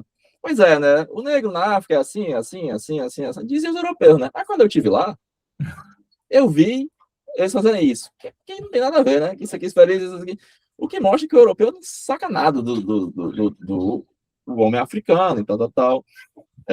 Isso na palestra, né? Numa época que o europeu tinha absoluta certeza de que ele era física, espiritual e mentalmente superior a qualquer coisa, né? E Cara, fundamentalmente ele vai dizer que todo mundo é igual. ou seja, o que ele está tentando propor é uma análise, como o nome indica, complexa no sentido de não dá para você isolar variáveis e explicar o fenômeno, né? Você Não, tanto é precisa, ao contrário de isolar, né? Você precisa expandir as variáveis que você que é a está ideia tentando do selecionar. funcionalismo gemesiano. É uma ideia que vem diretamente do funcionalismo gemesiano. Ele diz no volume 9, Os Arquétipos do Inconsciente Coletivo, que o campo empírico não pode ser delimitado artificialmente por preconceitos filosóficos. E ele, inclusive, no Tipos Psicológicos, no primeiro capítulo, ele diz, olha, como é que funciona a ciência? A ciência pega a realidade, tira Sim, tudo que ela não consegue lidar, recorta uma coisa, faz uma pergunta para aquela coisa e ela consegue responder porque ela isolou a resposta. exato. Né? E assim, ele está descrevendo a ciência, não está criticando a ciência. Ele achava a ciência coisa importantíssima. Ele dizia que não se devia jogar fora o bebê junto com a água suja do banho. Mas ele tinha entranhado até a medula dos ossos a crítica kantiana. Exato. Cara, isso só me confirma a ideia de que o Jung não vai ser compreendido, não enquanto Não, o paradigma atual de ciência imperar, né? Porque não. dentro do paradigma atual de ciência, ele é claramente fora, extra. Não é Sim, nem que ele é pseudo, é que ele é extra, ele simplesmente não cabe, né? não cabe, não cabe. Tanto é que o Dr. Sandu Shamdasani nomeia a ideia de ciência do Jung para a psicologia, da psicologia como uma ciência superestruturada, que seria uma ciência similar à física ou à química, com o mesmo status epistemológico. Por quê? Porque ela dá condição de possibilidades a todas as outras ciências. Porque só se pode fazer qualquer ciência a partir de premissas psicológicas. Não existe nenhuma ciência que não opere dentro de um campo psíquico. Sim. Então, a psicologia para ele não é nem o racionalismo, esse intelecto solo, nem o empirismo puro, esse em ré. Ela é uma coisa que une os dois, porque os dois só podem ser percebidos pelo psico, que ele vai chamar de esse em ânima. Tá? Porque eu não tenho acesso ao espírito enquanto tal, nem à matéria enquanto tal. A matéria e o espírito são igualmente simbólicos, igualmente impossíveis. A única coisa que eu tenho acesso imediato é o psico, que ele só mexe um fio de cabelo para frente da analítica do Kant, né? Pois é, pois é. E muita gente, por isso que a gente está falando aqui agora, do Jung ser inabarcável, né, pelo paradigma atual de ciência, muita gente o acusa de ser, e aí eu vou levantar a bola e você corta, tá? Vou levantar a bola à la Monarque, de ser místico ou metafísico. Pois O que é, ele você não teria é. a dizer para essas pessoas? As pessoas são burras, né? Eu vou dizer a mesma coisa que o Jung disse, né? Ele dá uma entrevista ao Richard I. Evans, que eu gosto muito dessa entrevista, ele deu 5 anos antes de morrer, que ele diz assim, todas as pessoas que me chamam de místico são idiotas, elas não sabem a primeira palavra de psicologia. Né? Por quê? E ele é muito claro em muitos textos, né? Ele vai dizer uma coisa muito importante, aquilo que o Primitivo chamava de mágico, nós chamamos de psico. Ele não está dizendo que a mágica não existe, porque isso é uma formação metafísica. Ele está dizendo que a gente entende isso psicologicamente. Né? Uhum. E Primitivo para o Jung não tinha um caráter pejorativo. Ao contrário, né? Era algo que ele considerava importantíssimo de ser resgatado, de ser recuperado. Né? E ele não tinha como ser metafísico. Como é que a pessoa kantiana e metafísica é esquizofrênico? Tem dupla personalidade? Uma hora é uma personalidade kantiana, outra hora é uma personalidade hegeliana. E Pois é. o Absolute Knowledge, The Madman of Absolute Knowledge, como diz o Zizek, né? Não dá, né? Ele era muito kantiano, a ponto de, numa carta que ele escreve para corrigindo uma dissertação de uma aluna do Instituto, ele diz assim, Kant é o meu filósofo. E aqui entra também a tese a tese não, o termo que você desenvolveu num livro recente que eu prefaciei, inclusive, Sim. sobre o nominalismo erudito, né? O que seria o nominalismo erudito no Jung, que evidencia que ele não era nem místico nem metafísico? O que ele vai chamar de Gelehrter nominalismo, né? Gelehrter é o erudito, e eu suponho, eu apresento essa hipótese, e cada vez mais eu encontro subsídios, mais até do que eu apresentei no livro, né? De que o Gelehrter é uma ideia kantiana, né? Do que é que significa ser um erudito. E para o Kant, o erudito, ele é alguém que não educa apenas intelectualmente a humanidade, mas que ele educa moralmente a humanidade. Né? Uhum. E tanto é que nessas palestras recém-publicadas, né, da Zofingia, numa delas, ele se apoia em Kant para dizer todo conhecimento produzido de maneira imoral não deve ser aceito como científico. E aí ele era contra testes contra animais, ele era contra qualquer coisa que provocar sofrimento humano, ele era contra, justamente por esse aspecto, né, de que o cientista, ele deve estar voltado não apenas para o pensamento, mas também para o sentimento. E, a partir da perspectiva do pragmatismo, ela vai ser uma perspectiva empírica. Só que é uma perspectiva que não vai ter preconceitos com o racionalismo, ela vai ser antirracionalista, mas ela não vai dizer, de antemão, eu descarto tudo que o racionalismo me diz. Ela evita qualquer preconceito, porque o que ela vai fazer é rastrear as consequências práticas daquilo. Se houver uma consequência prática, até porque o pragmatismo é uma teoria genética da verdade. E para o pragmatismo, a verdade não é inerente a uma formulação. Aquela formulação se torna verdade, assim como ela pode deixar de ser verdade. Então, ele vai assumir uma postura, que é uma postura nominalista, em que ele vai compreender que os aspectos gerais trazidos à baila por uma teoria, eles são nomes. E eles têm uma função pragmática. Eles não são entes. Porque na hora que eu entendo que eles são entes, eu hipostasio a minha teoria e ela perde completamente o caráter prático. E eu passo a viver na minha própria cabeça. E eu abandono a realidade. E um pragmático só está à vontade em meio aos fatos.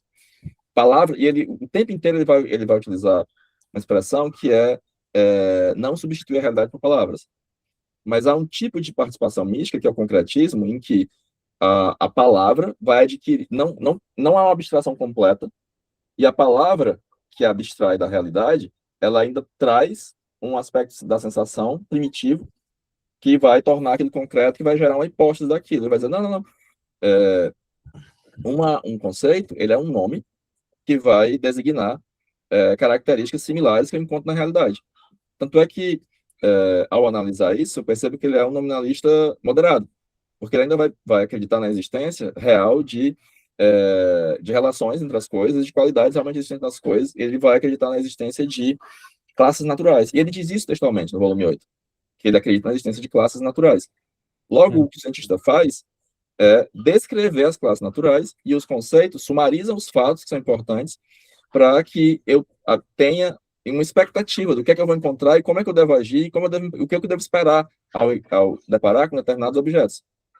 E aí, ao ser um nominalista, ele, obviamente, não pode ser acusado de ser metafísico, porque o nominalista, o cara justamente vai dizer, olha, a ideia metafísica de que os universais são entes abstratos, ou mesmo são entes que, sem perder a sua inteireza e sem se dividir, oferecem a substância de todas os entes individuais, não faz sentido. São só nomes. O que dá realidade a esses nomes não é algo intrínseco ao nome, mas o fato de que ele descreve as propriedades e relações encontradas, de fato, objetivamente na realidade. Sim, o que qualquer cientista hoje concordaria, inclusive, né? Não, sim, sem pestanejar. Pois é. Sem pestanejar. Deixa eu vou mudar o rumo da conversa. Eu acabei de perceber que o que eu ia falar sobre picaretagem serve melhor para a nossa segunda conversa, então já fica aqui o spoiler. Eu vou fazer uma segunda conversa com o Heráclito sobre os termos mais famosos do Jung, né? Aquilo que todo mundo pesquisa no YouTube. Sombra, ânima, ânimos, arquétipo e tal. Não vamos tocar nisso hoje. Mas eu queria tocar só para adiantar um pouquinho, porque tem a ver com o que eu estava falando, as pessoas supõem que esses termos têm um valor prescritivo, e eles só têm um valor descritivo. Sim. Eles descrevem uma realidade e eles servem enquanto descrevem essa realidade observável. Né? Exatamente. É isso. Mas eu queria falar um pouco sobre a clínica da psicologia complexa, que é, quando vira clínica, você já esclareceu lá agora há pouco, é a psicologia analítica, né? O braço clínico da psicologia do Jung. Eu queria esclarecer para a galera que está assistindo a gente, como é que essa teoria se aplica ao sofrimento humano, e o que é o método dialético. E aí, para começar, eu queria perguntar, o que é patologia, ou o que é alguma coisa patológica para o Jung? O que o Jung entende como patologia, né, psíquica, psicológica? Sim, o Jung ele vai ter uma concepção energética, né? Graças a essa concepção energética, que permite a ele duas coisas: ter uma abordagem quantitativa e finalística do fenômeno psíquico, ele pode entender que patológico não existe por ele mesmo. O patológico não existe. É exatamente como na biologia. É um processo fisiológico exagerado. Então, a patologia psíquica, ela é um processo que existe e faz com que ele entre num grau de exagero. Então, por exemplo, todo mundo tem medo. Todo mundo tem medo de alguma coisa.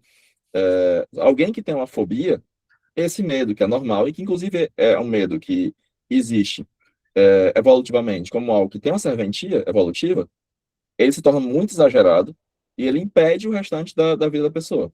Sim. Todas as pessoas ficam ansiosas, antecipam coisas, queriam que as coisas acontecessem logo, tal, tal.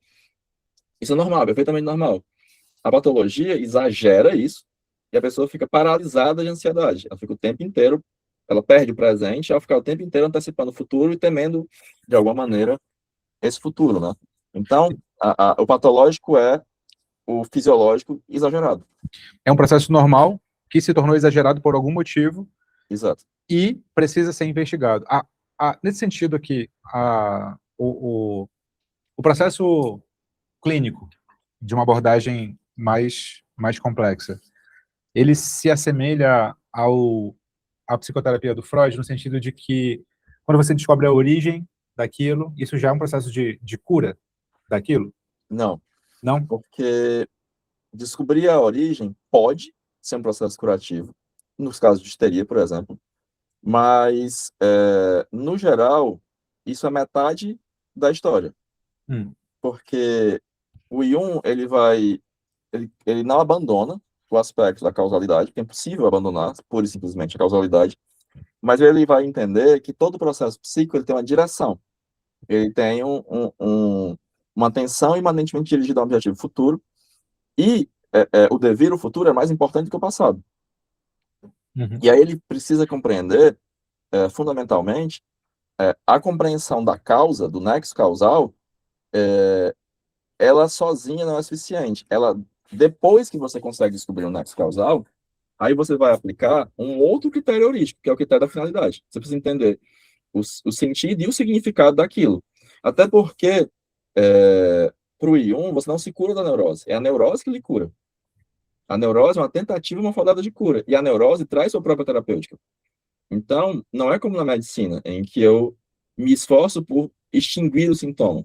Quando eu extingo o sintoma, na verdade, vou estar extinguindo algo que possui um significado importante e que isso não necessariamente vai significar que o sujeito está curado, né?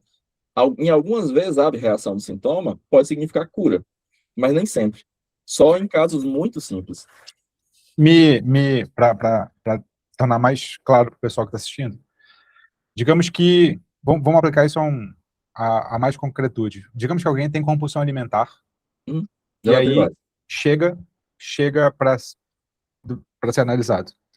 Então, ela descobriu que essa compulsão alimentar nasceu na infância, quando a mãe dela e o pai dela davam doces e pipocas e tudo que ela pedia. E ela eu posso até te dar um caso real. Dá, vai. Tive uma paciente, duas ou três pacientes, que foi exatamente a mesma coisa.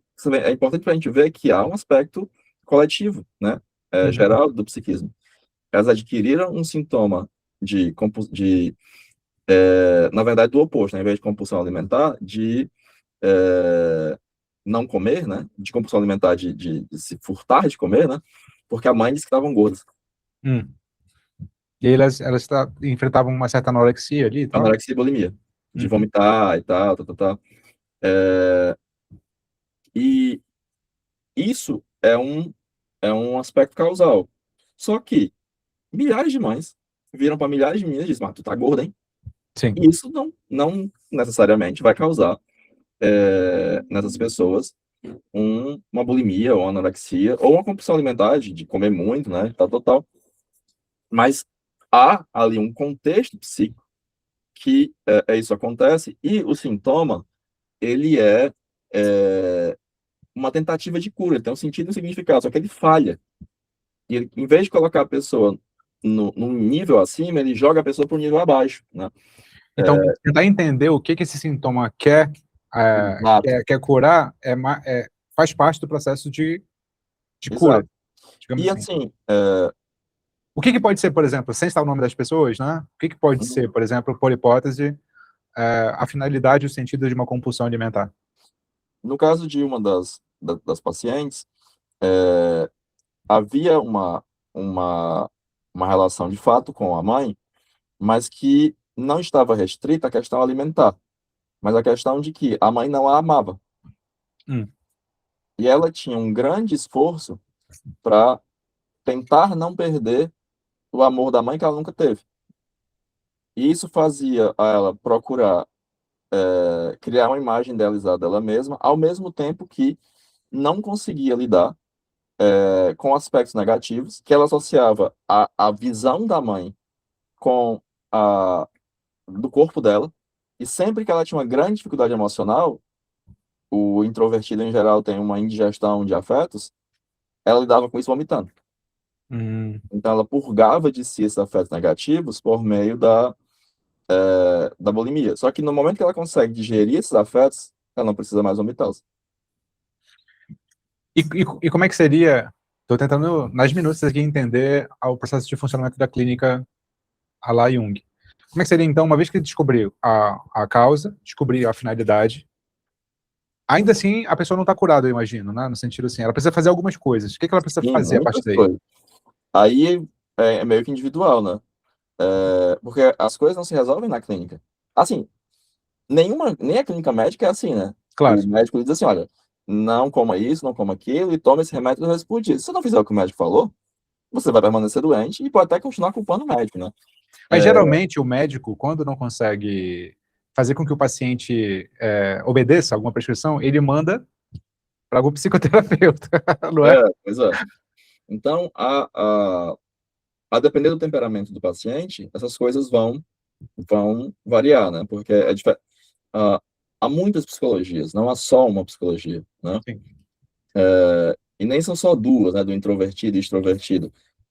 A psicologia do rico é diferente da psicologia do pobre, Com certeza. né? O Jung gostava muito de um ditadinho curioso da Suíça, engraçadinho, que era assim: atrás de todo rico há um demônio, atrás de todo pobre há dois. No mínimo, 2. No mínimo, pois é, aqui no Brasil é uns 6. E então há grandes diferenças, que é por isso que é um método dialético, né? O método dialético, o procedimento dialético, ele não tem regras estabelecidas de antemão. Uhum. Ele vai ser descoberto à medida que vai se lidando com o objeto da dialética, né? Então, eu não sei de antemão, inclusive, volto ao que o Jung falou e que eu citei antes. O campo empírico não pode ser delimitado artificialmente por preconceitos filosóficos. Eu não parto nem do preconceito que o paciente deve ficar bom. Cara, sabe que quando eu te ouvi falando isso uma vez, para mim, fecharam as portas de toda e qualquer tentativa de estudar o que chamam de filosofia clínica. Porque para mim, quando eu ouvia filosofia clínica, eu falava, pô, foda, né? Aí, assim, me parece legal, mas quando eu ouvia a proposta da filosofia clínica, eu falei, não é possível fazer isso. Por que não é possível? A proposta da filosofia clínica é o que o Jung já falava. Assim, eu não vou assumir pressuposto algum quando eu estiver diante de alguém. Eu já desconfio disso, assim. Como você não vai assumir pressuposto algum quando estiver diante de alguém? Assim, todo mundo tem pressuposto. O que você pode, no máximo, é explicitar esses pressupostos e tentar monitorá-los na medida do possível, né? É o que o Jung vai dizer que você deve fazer, exatamente o que ele disse que você deve fazer no primeiro capítulo do Tipos Psicológicos, né? É isso. E aí, quando eu nunca... Assim, uma porta fechou mesmo para mim. Eu não fui nem me aprofundar. Eu entrevistei alguns filósofos clínicos e já foi suficiente para mim. Talvez eu esteja sendo preconceituoso, não sei. Provável. Mas quando eu vi você falar, Somos pô, os isso já dois foi inventado. preconceituosos. Hã? Somos os dois preconceituosos, então. Pois é. Isso já foi inventado. O Heráclito falou para mim. Então, se eu tiver que estudar alguma coisa nesse sentido, eu vou ler o Jung, pô, que é mais antigo. Melhor mesmo. Inclusive, o próprio Jung vai dizer que a dialética dele é uma dialética dos antigos, né? É socrática e heraclítica, né? E a grande questão é que há um profundo interesse na individualidade do paciente. Só que a individualidade psíquica, ela é curiosa, né? A individualidade física, ela é evidente. A individualidade psíquica, não. Então, a maioria das pessoas desconhece a própria individualidade, jamais se deu conta da própria individualidade, né? Então, é preciso abrir espaço, né, para que seja possível, porque isso também não é simplesmente provocável, né, que essa individualidade atue, não apenas essa individualidade no sentido, que é justamente no sentido de que aqueles aspectos desconhecidos da personalidade possam se manifestar, né? E para isso é preciso que certas convicções, certas certezas, ou a ausência delas seja quebrada, né? Eu me lembro de outra fala que tu falou em algum lugar, não sei se era uma conversa direta que eu tive contigo, acho que nunca saiu da minha cabeça, assim, que era essa impossibilidade, você estava falando sobre a impossibilidade de fórmulas, ou se foi uma live que eu assisti tudo, a impossibilidade de dar uma fórmula para que alguém alcance alguma coisa na vida, assim, você falava assim, olha, sabe se alguém perguntou para você, me lembrei, alguém perguntou para você, Heráclito, mas, assim, dá para dar uma fórmula, assim, que é assim, por exemplo, todo mundo precisa ter mais coragem de fazer o que deve ser feito. Aí eu lembro da sua resposta, que eu achei, caralho, nunca tinha pensado nisso. Aí você falou assim, olha, nem sempre, no meu caso, não. No meu caso é justamente o contrário. Eu sou muito corajoso. Isso me prejudica pra cacete. Eu tenho que ter menos coragem. Eu falei, caralho, eu Não, nunca tinha pensado nisso, cara. o pior, deixa eu contar uma história, para ver como a psique é um negócio muito maluco, que tem tudo a ver com isso aí que você lembrou agora, né? A Marie-Louise von Franz, ela escreveu um livro que não é uma biografia do Jung, é Jung, seu mito e nossa época, é entendendo o mito sobre o qual o Jung viveu. Hum, E entendendo como ele expressou na vida dele esse arquétipo, né, que é o arquétipo do Merlin. hum, E aí, eu estava dando uma aula sobre métodos de interpretação junguianos, que é uma coisa fundamental na clínica. É a grande coisa fundamental na clínica, na minha opinião. E eu tive uma discordância com uma aluna particularmente brilhante, né? E foi uma discordância muito pontual. É aquela discordância de quem estuda, sim. né? Aí você falou tal coisa que você falou de uma maneira muito peremptória. É preciso você mesmo fala que... Blá, blá, blá. E a gente teve essa discordância e disse assim, quer saber? Eu vou interpretar um conto de fadas. E aí uma pessoa disse assim, aí eu peguei o Green alemão, que eu tenho aqui, colocação completa. A pessoa disse, não, eu estou aqui com ele em português. Aí eu disse assim, alguém chuta aí um número, e aí o número é o que a gente vai estudar. Aí essa aluna, a Júlia, disse assim, 53. Aí ela abriu, e era a história de um fulano que era muito idiota, e ele não tinha coragem, ele não tinha medo, e ele descobriu que assim, não, eu preciso entender como é que é ter medo. Aí toda a jornada dele é enfrentando um monte de coisas super assustadoras, ele nunca tendo medo. E aí ele enfrenta primeiro bandido, depois cadáveres, depois vai para um local assombrado. E aí fica vendo os monstros, tá pouco, manda mais. Só isso aí. E aí liberta uma princesa, fica rico, casa com... Só que ele ficava resmungando. Pô, eu não sei o que é sentir calafrio. Nunca senti um calafrio. E aí a esposa dele começa a ficar chateada com isso. E ela, a criada, pega uns peixinhos e quando ele tá dormindo, joga nele. Aí diz assim, nossa, senti um calafrio. Finalmente aprendi a ter medo. Tive medo. Tô feliz agora. E eu conto no meu livro, né, que durante vários anos, 18 anos, na verdade, eu tinha exatamente os mesmos sonhos. Eu tava aqui, aí vinha um monstro horroroso, eu dizia, pode vir. E aí eu enfrentava ele, aí eu apanhava, aí eu treinava com Kung treinava, aí quando ele aparecia no outro sonho, eu dava uma surra nele. Aí aparecia dois, aí eu apanhava, aí eu treinava, aí eu dava uma surra, aí aparecia três. Até que foi escalando, que era um exército zumbi, era um dragão, era dois dragões, eu sempre dizia, tá pouco, pode vir, pode vir. Até que eu tive um sonho com um poodle falante. E eu acordei absolutamente aterrorizado. Aí eu até. E aí, pô, inconsciente é foda, né? Eu até disse pra Júlia, né? Poxa, o Ion era muito mais legal do que eu, né? O arquétipo dele era do Merlin, o meu era do tolo corajoso. Que bosta. Cara, o Tolo Corajoso, quem que é o Tolo Corajoso no... Quem que é o grande personagem de Tolo Corajoso contemporâneo? Tem o Naruto, tem o Luffy. O Naruto. O Luffy. Porra, eu nunca parei pra ver Naruto, mas é impossível não saber da história, né? É, Tem que ver, tem que ver. né? O Mas deixa Luffy eu falar, também é muito isso. o Luffy é de qual desenho? É o One Piece. Ah, do One Piece. Deixa eu perguntar, aproveitando que você falou sobre sonhos, deixa eu falar sobre isso, porque isso vai ser nosso único tópico, o último tópico, para a gente pegar um gancho para a próxima conversa, para a galera ficar curiosa.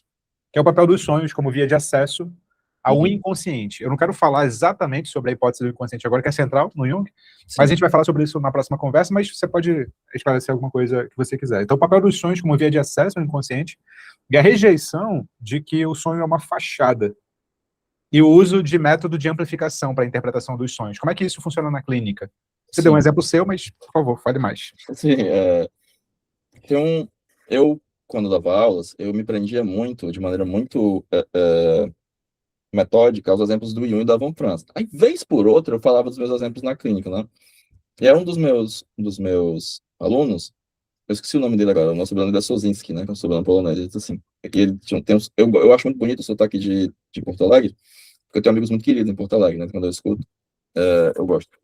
E aí, ele disse, mas eu gosto mesmo quando tu dá os exemplos, devia falar mais dos exemplos. Aí eu passei a utilizar mais os meus, pronto, extrovertido é uma bosta, né? Aí eu comecei a usar mais os meus exemplos clínicos, né? E tanto é que no meu livro eu cito vários exemplos da minha própria clínica, né? E o sonho, a interpretação de sonhos, ela é um dado absolutamente fundamental. Eu até fico me perguntando o que é que o resto do povo faz sem interpretar sonho, porque ajuda tanto, é um catalisador tão grande do processo, assim, eu fico muito impressionado as pessoas não interpretarem sonhos. Mas o Jung, ele inclusive tem um argumento muito interessante, ele diz assim, olha, é claro que o sonho não é uma fachada, mas assim, mesmo que fosse, é muito tipo, raro você passar por um prédio que tem escrito farmácia e dentro ser um restaurante, né? A fachada tem a ver com o prédio, né? Assim, essa é uma alegoria ruim, né? Mas fundamentalmente o Freud ele parte de uma epistemologia da desconfiança, né? As imagens mentem. E para o Jung não, é muito mais sofisticado do que isso. Não é que a imagem minta, né? Não é que a imagem esconda, disfarce um processo sexual inconsciente. Primeiro que a gente não sabe o que tem no inconsciente, não sabe se é sexualidade, a gente não sabe, de fato, a gente não sabe o que é. É por isso que o inconsciente é um Grenzbegriff, né? Um conceito limite. A moda kantiana, né? Mas deixa eu te interromper para Claro. colocar um exemplo aqui que talvez acrescente na sua explicação. Claro. Quando você falou fachada, o exemplo do restaurante, que mais você falou? Do restaurante? Farmácia, né? Da farmácia. Dificilmente tem a farmácia na fachada e você entra no restaurante. Mas, por exemplo, tem muitos espalhados pelo nosso país, muitos bares cujo nome não é bar. Tem muitos motéis cujo nome não é motel. E até a expressão que a gente utiliza hoje para se referir a um prostíbulo é a casa das primas. Então, nesse sentido, a fachada pode eufemizar ou enfim, esconder uma coisa esconder, porque as primas querem que as pessoas vão lá, né? Exatamente. Onde é que você está? Na casa das primas, tal. Eu me lembro de um bar que ficava na esquina da minha casa, da minha rua de infância, morei ali até os 13 anos, que era sindicato. Ou seja, os maridos iam para o sindicato, não iam para o bar, exatamente. Então, nesse sentido, o sonho, até onde eu sei, pro Jung, ele não esconde nada, ele explicita. Mas e quando ele é desse tipo? Eles até existem também, porque existem vários tipos de sonho, na verdade. Mas o que é que o Jung vai dizer? O inconsciente é algo impossível. Ele, inclusive, fala uma língua diferente à da consciência. Tanto é que ele vai dizer a seguinte coisa: o sonho não está escondendo. É porque o sonho fala um outro idioma que eu não sei ler. Eu não posso pegar um idioma, sei lá, um idioma que eu não falo, árabe. E eu olho pro árabe e tá querendo me esconder, né? Aqui tá disfarçando. Não, eu que não sei ler árabe, pô. Sim. Se eu soubesse ler, seria claro para mim. Então, ele é preciso um esforço hermenêutico e filológico comparativo para entender o que é que aquele idioma, que é um outro idioma, está querendo me dizer. Até porque o inconsciente é aquilo que nos Upanishads se diz que do qual as palavras se afastam. Então, é de fato uma realidade indescritível. Mas o inconsciente, quando ele produz o sonho, ele não está tentando disfarçar alguma coisa. Ele escolheu uma determinada imagem para se autorrepresentar e nada representa melhor uma realidade impossível de ser descrita nas palavras da consciência do que aquela imagem. Então, o Jung vai dizer uma coisa muito interessante. Quando você sonha com um trem, você não está sonhando com um trem. Você está sonhando com algo inconsciente comparável a um trem. E do qual o trem é a melhor representação possível. E qualquer outra coisa que você diga que não seja na linha do trem, vai ser uma tentativa de compensar a imagem, uma polêmica teórica. E é por isso que eu preciso de um método comparativo que vai funcionar por meio de amplificação da imagem, sem jamais perder a imagem. Eu conheci dois amigos que, quer dizer, não é que eu conheci, é que eu tive na infância dois amigos que tinham sonhos recorrentes, na infância e na adolescência, na verdade, acompanhei eles até a adolescência, que era toda vez que estava, os dois, toda vez que estavam com medo, ou ansiosos, ou apreensivos, um sonhava com perseguição, sempre, e era uma perseguição que aconteceu com ele de verdade, mas esse sonho sempre voltava toda vez que ele estava com medo. Não tinha mais nenhuma possibilidade daquela perseguição acontecer, que era tipo assaltante e tal, na casa dele. E o outro sonhava com a primeira traição da namoradinha. Então ele já estava velho, né, estava para seus 16 anos, e a namoradinha que ele teve, nos 11 anos, no ensino fundamental, ele sempre sonhava com essa traição, toda vez que ele estava com medo. E também tem esse aspecto para juntar com o que você falou antes, né? Assim, não dá para dizer que eu tenho sempre que saber como aquela pessoa individual vai tornar imagético o negócio, né? Sim. E, claro. O Jung, uma das poucas vezes que ele diz sempre, ele diz assim, sempre que algo lhe persegue no sonho, é porque algo quer chegar à consciência. E a consciência o rejeita. Né? E ele também fala que sempre que o sonho se repete, é porque há algo que a consciência necessita urgentemente e ela não tem. E isso causa nela um sentimento de, ele usa um termo chamado inferioridade moral, e ela precisa daquilo, só que o sonho se repete, que a pessoa não entendeu, e ela precisa entender. Né? Nesse caso, o que acontece em termos energéticos é uma reanimação regressiva do passado, por meio que a libido regride ao passado e reanima regressivamente aquelas imagens que aparecem, porque naquelas imagens há algo que é necessário para a consciência presente, que ela precisa ter para encarar o que eles precisam. Então, fazendo uma psicanálise muito selvagem aqui, né? Eles estavam com medo, né? Então, retornava a um momento em que eles tiveram uma grande decepção, um grande medo, que já aconteceu isso, e que, como você mesmo disse, não ia se repetir, e eles precisavam, ao superar aquele medo, aprender o que eles tinham que aprender com aquele medo, para que aquilo fosse assimilado à atitude atual deles, no caso deles com 16 anos, para que eles pudessem enfrentar o medo que estava acontecendo naquele momento. Provavelmente, né? Porque são sonhos típicos, né? Sonhos típicos podem ser interpretados tipicamente, né? Nesse caso, no método de amplificação, é do procedimento da psicologia complexa ou da psicologia analítica, já que a gente está falando da clínica, vincular ou aproximar, melhor dizendo, essas repetições que são típicas daqueles indivíduos de coisas mais amplas, culturalmente falando? As duas coisas se faz. Você começa com os aspectos pessoais, mas como se trata de sonhos típicos, não há como separar, né? Então, pode ser que naquele momento específico não seja necessário, porque ele até fala que o critério é o critério do Kant, né? Você só vai até onde é necessário. Se funcionou até aqui, é até aqui, né? Mas não tem como separar o individual do coletivo, né? Por isso que o paradoxo fundamental da psicologia é o individual não significa nada diante do geral e o geral não significa nada diante do individual, né? É por isso que eu preciso ter os dois em mente, mas eu não posso subsumir o individual ao geral, nem o geral ao individual. Eu não posso fazer com que um tenha primazia sobre o outro. A primazia é relativa. Se a oportunidade, naquele momento, me pedir para privilegiar o individual, eu vou fazê-lo, mas sem com isso achar que o geral não importa mais ou que não vai importar mais adiante. E vice-versa.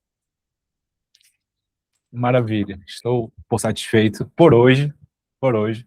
Só para resumir aqui o que a gente falou hoje, a gente falou sobre a verdadeira psicologia do Jung, e aí eu comecei perguntando do Heráclito sobre o termo da lenda junguiana, que ele vinculou com a lenda freudiana, essa ideia de que o Jung é mera dissidência do Freud, coisa que a gente falou amplamente que não pode ser lida. A gente falou sobre as influências mais decisivas no Jung, que foi William James, Pierre Janet, Immanuel Kant. Falamos sobre a ideia da distinção entre psicologia complexa e analítica, analítica sendo o braço clínico da psicologia complexa. Falamos sobre a besteira que é falar que o Jung é um místico ou metafísico. Falamos sobre nominalismo erudito. E agora a gente estava pegando casos os mais concretos que a gente pôde, sobre a clínica junguiana e como é que é um processo geral de como alguém começa a ser tratado. É uma boa palavra na clínica junguiana? O Jung usava esse termo. tratado na clínica junguiana. Eu acho que a gente tem um belo panorama aqui do que significa, de como se aproximar. E aí, eu vou pedir uma coisa que você já faz com constância nos seus vídeos e lives, Heráclito, que é as pessoas te perguntarem por onde eu começo, Jung. E eu sei que você sempre dá um roteiro que eu só vi você dando, assim, nunca vi ninguém dando esse roteiro.